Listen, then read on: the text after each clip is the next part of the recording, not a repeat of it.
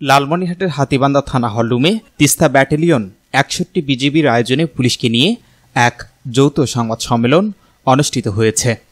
Teesta battalion ভারপ্রাপ্ত অধিনায়ক ও অতিরিক্ত পরিচালক মেজর AFM জুলকার নাইন উক্ত প্রেস ব্রিফিংয়ে বলেন, আপনারা জানেন বর্তমানে আমরা একটি খুব কঠিন সময় পার করছি। এই স্থবির অবস্থা থেকে জাতিকে খুব দ্রুত বের হয়ে আসতে হবে। বিজিবি দিনরাত ২৪ ঘন্টা অক্লান্ত পরিশ্রম করে যাচ্ছে, যাতে করে আমরা খুব দ্রুত একটি স্বাভাবিক পরিবেশে ফেরত যেতে পারি। সীমান্ত নিরাপত্তা প্রদানের পাশাপাশি অত্র এলাকার আইন শৃঙ্খলা রক্ষার্থে নিয়মিত কাজ করছে বিজিবি।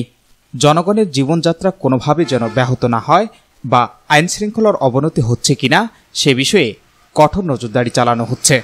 সংখ্যালঘু প্রসঙ্গ টেনে বিজিবির অধিনায়ক বলেন, বাংলাদেশে আসলে কোনো সংখ্যালঘু নেই, কারণ হিন্দু, মুসলিম, বৌদ্ধ, খ্রিস্টান বা অন্য কোনো ধর্মের যারা রয়েছে তারা সকলেই বাংলাদেশি। তিনি আরও বলেন, অন্য ধর্মের যারা রয়েছে তাদের নিরাপত্তার বিষয় নিয়ে আমরা গুরুত্ব দিয়ে কাজ করছি। বিজিবির টহলসমূহের ঐকান্তিক প্রচেষ্টায় অন্য ধর্মাবলম্বীর কারো ওপরেই কোনো ধরনের সমস্যা আসেনি।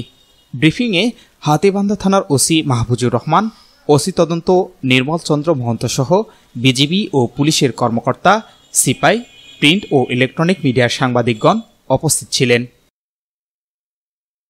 Shahinur Rahman, news desk, ABN 24।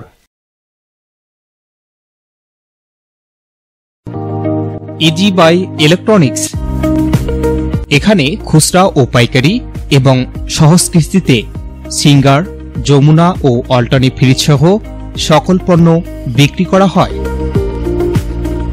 Proprietor Mohammad Abdur Razzak মণ্ডল।